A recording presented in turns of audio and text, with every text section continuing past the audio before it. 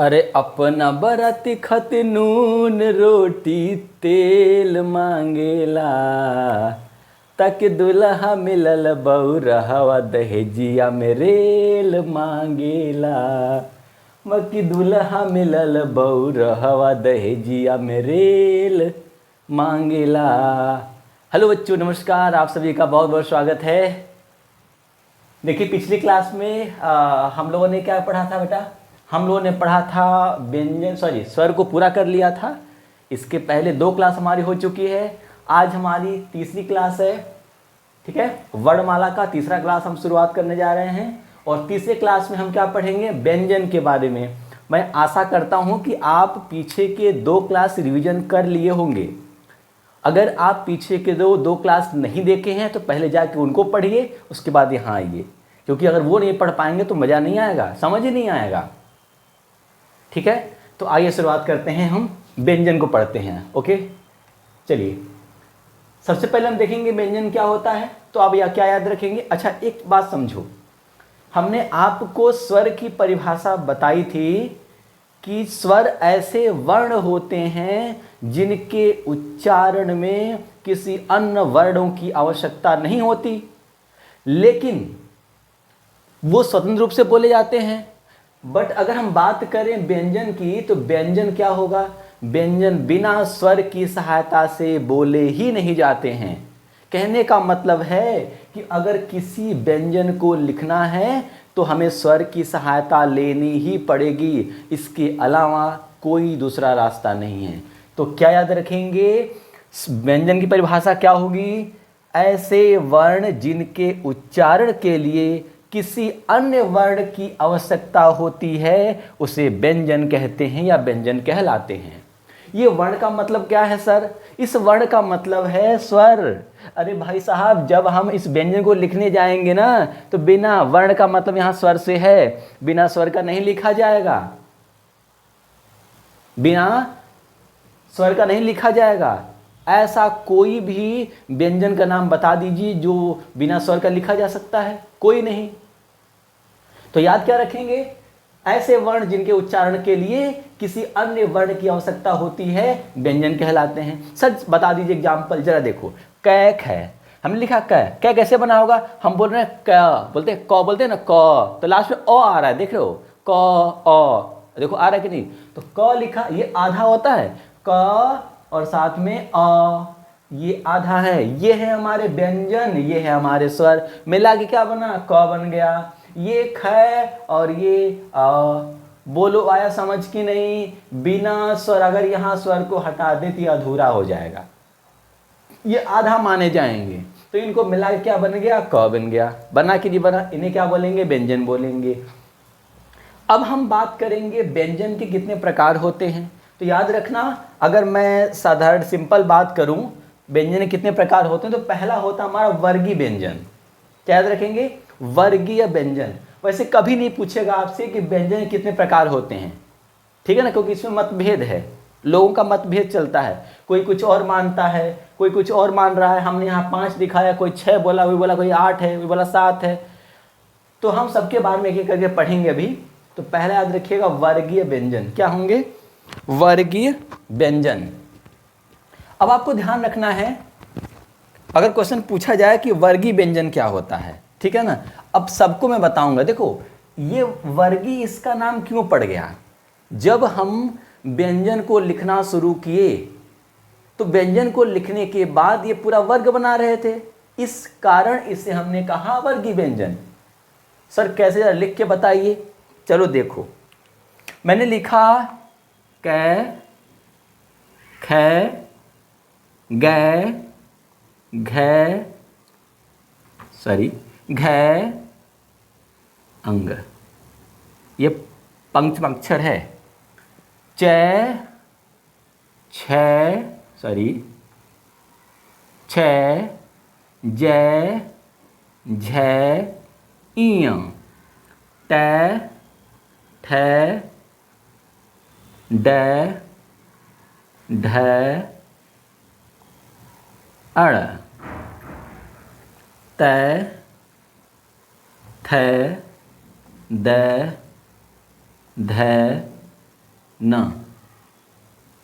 पै, फै, बै, भै, मैं। तो इसे ध्यान दो, जरा देखो बच्चों, जरा समझो उसको। कै ख ग घ अंग, चै छ ज झ इय, टै ठै डै ढै अड़, त थ द ध न, प फ ब भ म। सुनो ध्यान से। अब जरा देखो, इधर भी 5 लेटर, इधर भी 5 लेटर। जरा बताओ क्या ये वर्ग बना रहे हैं कि नहीं बना रहे हैं? तो याद रखना, जब हम इनको क्या करते हैं, इस तरह से अरेंज कर दिया कि देखो इधर से भी बराबर, इधर से बराबर। देखो 1 2 3 4 5 कॉलम, 5 रो है कि नहीं? ये देखने में कैसे दिख रहे हैं? वर्गानुसार दिख रहे हैं कि नहीं? अगर ये वर्ग का निर्माण करते हैं, इस वजह से हम इसको बोलते हैं वर्गीय व्यंजन। अब सवाल आएगा कि वर्गीय व्यंजन की संख्या कितनी होती है? तो आप बोलेंगे सर 25 होती है, दिख रहा है देखो 5 10 15 20 25, आप बता देंगे 25। ठीक है। अब जरा हम बात करते हैं स्पर्शी व्यंजन के बारे में। याद रखना, इसको कोई लोग स्पर्श व्यंजन कहा जाता है, या स्पर्शी व्यंजन कहा जाता है, या उदित व्यंजन कहा जाता है। कैसे, यही तुमको सब समझा देता हूं, बस मेरी बात समझना। इस लाइन को हटा दो, इस सेकंड रो को हटा दो भाई। आप इस तरह पढ़ते हो ना, रो, ये रो है, ये कॉलम है, ये पंक्ति है, स्तंभ है, पढ़ते हो ना, मैथ में पढ़ते हो कि नहीं? तो इस लाइन को हटा दो, कै ख ग घ अंग। अच्छा एक चीज और सुनो, इस लाइन को इधर से हटाओ और यहां से इसको हटा दो। चलो इसको मैंने हटा दिया, बताओ कितने बचे? बताओ कितने बचे? कै ख ग घ च छ ज झ ट ठ ड ढ त थ द ध प फ ब भ। एक बात बताओ भाई, जब तुमने इसे हटा दिया तो 4 4 8 4 12 4 16 कितने हुए? 16 हुए कि नहीं हुए? तो ये 16 को क्या हुए? ये 16 होते हैं स्पर्श व्यंजन या उदित व्यंजन। तो अब सवाल पूछा जाए कि बताइए स्पर्शी व्यंजन या उदित व्यंजन की संख्या कितनी होती है? आपका आंसर आना चाहिए 16 होते हैं। कुल 25 होते हैं, मूल रूप से 16 होते हैं और आंसर 16 बताना है। 16 कौन कौन से होते हैं? तो बोलना कै ख ग घ ट ठ ड ढ त थ द ध प फ ब भ। 16 हुए कि नहीं बताओ? सर इसको आपने क्यों हटा दिया, इसको क्यों हटा दिया? बताता हूं भाई, सुनो, थोड़ा पेशेंस रखो, बताऊंगा। इतनी बात समझ आई? पूरा क्या है ये? वर्गीय व्यंजन। इनको छोड़ दो, इस लाइन को इनको छोड़ दो, जो बच गए 16 क्या है? स्पर्शी व्यंजन। क्यों भाई स्पर्शी क्यों बोला गया? जब इनका उच्चारण किया गया तो इसमें क्या होती है? जीभ स्पर्श करती हुई नजर आई। जब जीभ स्पर्श करती हुई नजर आई, इस वजह से इनका नाम दिया गया स्पर्शी व्यंजन या उदित व्यंजन। अब आ जाओ भैया, अंतस्थ व्यंजन क्या है? अंदर से आवाज आई होगी ना, अंतस्थ मतलब अंदर। तो ऐसे व्यंजन जब जिनका उच्चारण करने पर आवाज अंदर से आती है, उन्हें अंतस्थ व्यंजन कहा जाता है। तो उसे परिभाषा नहीं पूछेगा, पूछेगा कौन से अंतस्थ व्यंजन हैं या कौन से अंतस्थ व्यंजन नहीं हैं। तो मैं यही बता दे रहा हूं आपको, याद रखिएगा, अंतस्थ व्यंजन की संख्या 4 होती है। कितनी होती है? 4 होती है। कौन कौन सा याद रखेंगे? य, रे, ल और व। ठीक है। तो अंतस्थ व्यंजन की संख्या 4 होती, य, र, ल, व। इन सब का भी डिटेल में हम बात करेंगे, बस समझते जाओ। ऊष्म व्यंजन क्या होता है? ऐसे व्यंजन जिसके उच्चारण में हमारे मुख से हवा निकले। जरा बोल के देखो ऊष्म व्यंजन को, जैसे मैं पहले बता दूं तब तुम बोल पाओगे। ऊष्म व्यंजन की संख्या कितनी होती है? बोलोगे 4 होती है। ऊष्म व्यंजन भी 4 होते हैं। कौन कौन? बड़ा स और है। स है। जरा बोल के दिखाओ, ऐसे हाथ लगाओ और देखो, स बोल रहा हूं, स ह। जब मैं बोल रहा हूं ना, तो अंदर से हमारे मुख से हवा बाहर निकल रही है, ऊष्मा निकल रही होती है, गर्म हवा बाहर निकलती है। इस कारण से इसे क्या बोला गया? ऊष्म व्यंजन बोला गया। बोलो समझ आया क्या? आया कि नहीं आया? बिल्कुल आया सर, आई। चलो याद रखोगे।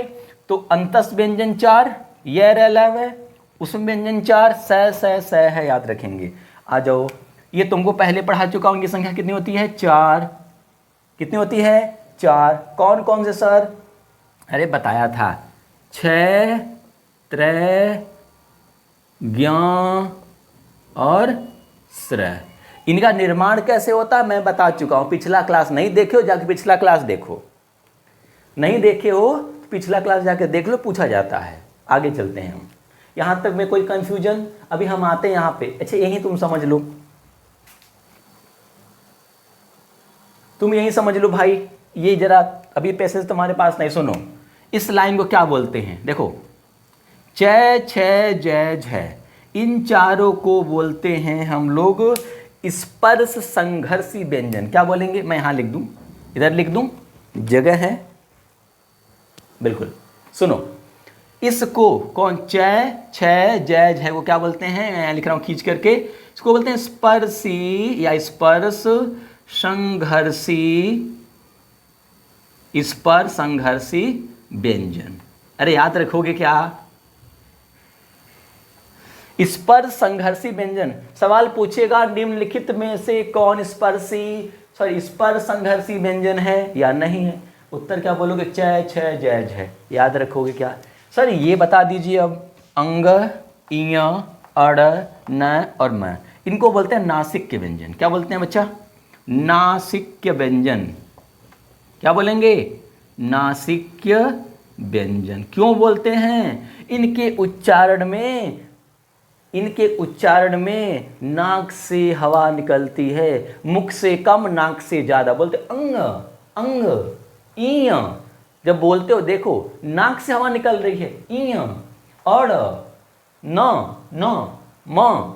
जब हम ऐसे बोल रहे होते हैं तो मुख से हवा कम निकलती है, नाक से ज्यादा निकलती है, इसीलिए तो बोलते हैं नासिक व्यंजन। नासिक मतलब नाक। समझ रहे हो क्या? बताओ क्लियर? यहाँ तक कोई कंफ्यूजन तुम्हें नहीं होना चाहिए भाई, नहीं होना चाहिए। अगर फुल कंसंट्रेशन से वीडियो देख रहे हो ना, नहीं होना चाहिए। आओ देखते हैं आगे। हटा रहा हूं उसको, सुनो आगे।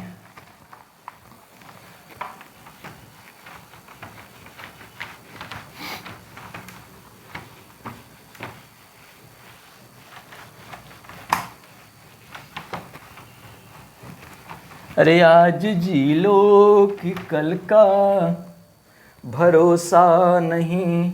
सुनो, अभी मैंने लिखा था अंतस्थ व्यंजन के बारे में। सुनो, अंतस्थ व्यंजन कौन से होते हैं? मैंने बताया इसमें होता है य, र, ल और व। अब यही तुमको देखो मैं बता रहा हूं क्या चीज। य और व को क्या बोला जाता है? याद रखना, य और व को बोला जाता है अर्धस्वर। क्या बोलेंगे? अर्धस्वर। अर्धस्वर। तो क्वेश्चन पूछा जाएगा निम्नलिखित में से कौन अर्धस्वर है? तो क्या बोलोगे? य और व। सर कारण तो बता दीजिए, क्यों बोला जाता है? बताता हूं भाई, सुनो। तो अब मैं अलग से लिख लो, तुम अर्धस्वर क्या होता है तो आप बोलना। पूछा जाएगा अर्धस्वरों की संख्या कितनी? बोला अर्धस्वर 2 होते हैं। कौन? य और व। सुनो अब क्यों बोलते हैं? अर्धस्वर का मतलब है कि ये आधा स्वर में गिने जाते हैं और आधा व्यंजन में गिने जाते हैं। क्यों गिने जाते हैं? जरा आओ सिखाता हूं कैसे, क्यों। जरा मान लो मुझे लिखना हो कौवा। लिखना हो क्या? कौवा। तो देखो कौवा में यहाँ व आया है। इसको हम चाहें तो ऐसे भी कभी कभी लिख दिया जाता है कौ-आ, लेकिन इसका उच्चारण नहीं बदलता, लगता है सेम है।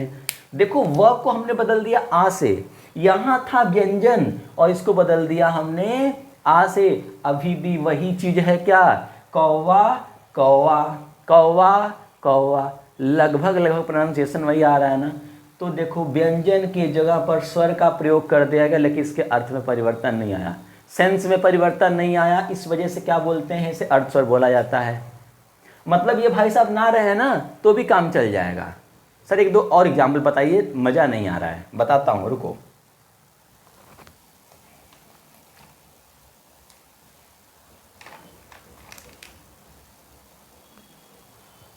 सुनो, एक मैं लिख रहा हूं महिलाएं, देखो मैं लिखा महिलाएं, ये लिखते हो ना। अब इसको ऐसे भी तो लिख सकते हैं, अच्छा मैं पहले उल्टा कर दे रहा हूं, महिलाएं ऐसे लिखते हो, अब इसको लिखो ऐसे महिलाएं।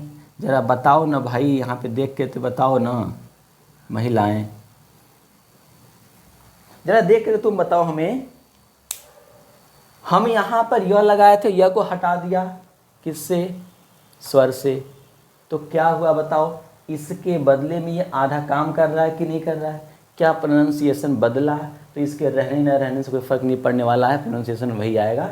ये आधा स्वर में गिने जाते हैं और आधा व्यंजन में गिने जाते हैं, ठीक है ना। चलो आगे बढ़ते हैं। अच्छा दो चीज़ और सुन लो यहीं पे, यहाँ बचा र को बोलते हैं हम लोग लुंठित, क्या बोलेंगे, लुंठित व्यंजन, या इसी को बोलते हैं प्रकंपित, क्या बोलेंगे, प्रकंपित व्यंजन। क्यों बोलते हैं भाई, क्योंकि जब इसका उच्चारण किया जाता है तो जीभ कांप जाती है। जब र बोलते हो तो जीभ हिलने लगती है, कांपने लगती है, या कंपन होने लगती है, या मुड़ जाती है। देव तुम बोल के देखा करो, देखो अगर हिंदी वर्डवाला में कुछ चीज़ जाननी है तो कुछ प्रैक्टिस किया करो। हमने कहा कि र के उच्चारण में इनको लुंठित क्यों बोलते हैं, क्योंकि जब इनका उच्चारण करते हैं तो जीभ मुड़ जाती है, जीभ क्या करती, कंपन करने लगती है, इस वजह से क्या बोलते हैं, लुंठित या फिर प्रकंपित। और ल को क्या बोलते हैं, याद रखना, ल को बोलते हैं आगत व्यंजन, क्या बोलते हैं, लय को बोलते हैं आगत व्यंजन, याद रखेंगे।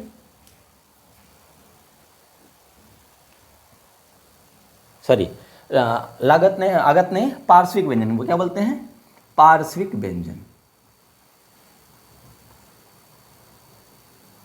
पार्श्विक व्यंजन, पार्श्विक व्यंजन, ठीक है ना। तो इतनी बात में कोई दिक्कत नहीं होना चाहिए भाई। आओ जरा आगे बढ़ते हैं, अब आगे चलें, चलो अब तुम आओ सबसे इम्पॉर्टेंट चीज़ पर, और तुम्हें मैं बताता हूँ, जो चीज़ें बच जाएंगी ना भाई, एक क्लास और लूँगा लेकिन पूरा पढ़ाऊँगा, ठीक है ना। बस तुम ध्यान देते चलो। मान लो अगर कुछ चीज़ छूट जाती है ना, जितना अभी हम लोग पढ़ रहे हैं वो बिल्कुल ध्यान से पढ़ना है, मज़ा आ जाना चाहिए।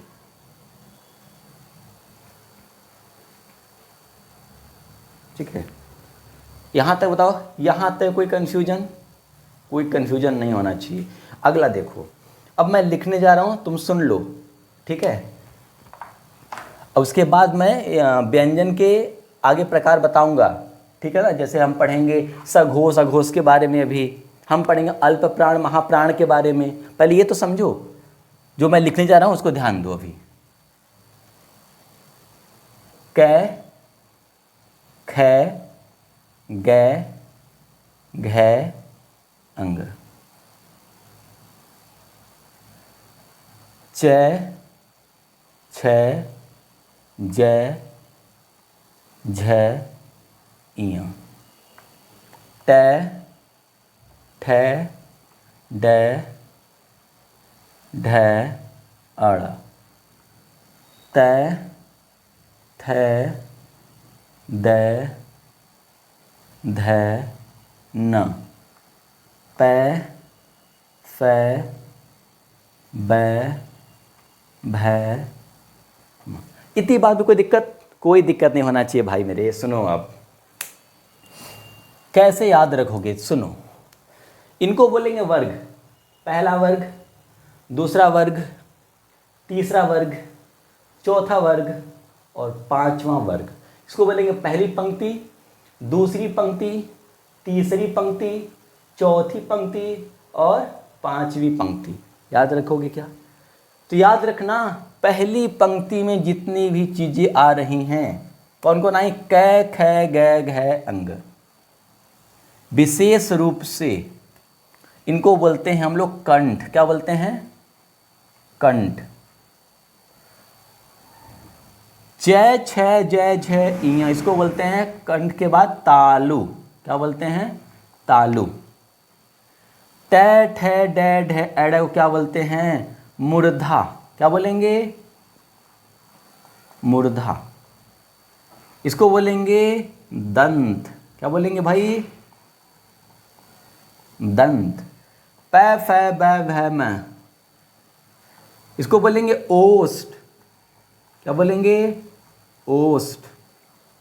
तो फिर से ध्यान देना, क ख ग घ अंग कंठ में आएंगे, च छ ज झ इया तालु में आएगा, ट ठ ड ढ अड़ मूर्धा में आएगा, त थ द ध न दंत में आएगा, प फ ब भ म ओष्ठ में। क्यों बोलते हैं इसको? क्योंकि इनके उच्चारण में कंठ से हवा निकलती है। हवा नहीं निकलती, अगर मैं ये बोलूं कि क ख ग घ का उच्चारण किया जाए तो यहाँ से इनको कंठ से बोला जाता है। इनके उच्चारण के लिए हमें कंठ का सहारा लेना पड़ता है। कुछ किताबों में इसको कंठोष्ठ भी लिखा जाता है, ठीक है ना? हाँ, तालब, कंठोष्ठ, तालव्य, ठीक है ना?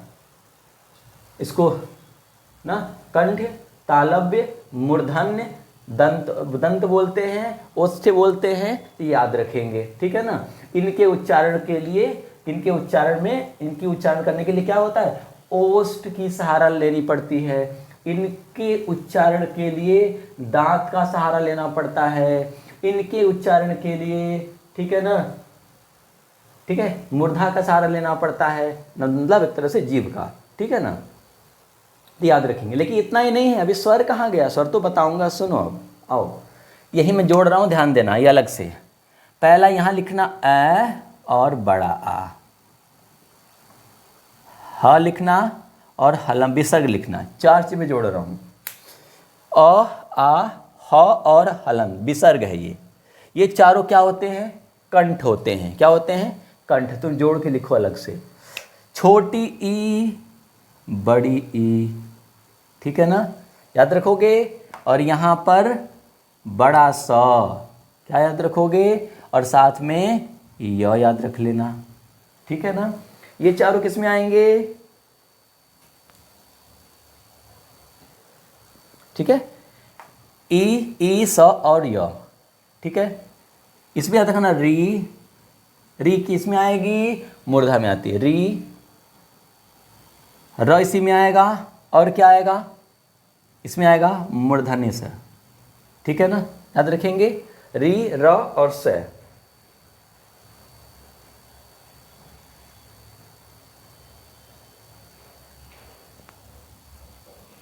इसमें क्या रखेंगे? ल, छोटा स और ये ज कौन सा? तुर्की भाषा का शब्द होता है, ठीक है ना? क्या बोलते हैं इसको? ये तुर्की की भाषा का या फारसी भाषा का ज है। अगला ओष्ठ में क्या आएगा? ऊ और बड़ा ऊ। तो साथ में ये भी याद कर लीजिएगा, ये कम ये ज़्यादा पूछा जाता है क्योंकि लोगों की कमांड इस पर हो चुकी है, ये याद नहीं रख पाते हैं। तो ये तुम याद रख लेना मेरे भाई, ठीक है ना? ये तुम याद रख लेना। बताओ, यहाँ तक भी कोई कन्फ्यूजन नहीं होना चाहिए, ठीक है?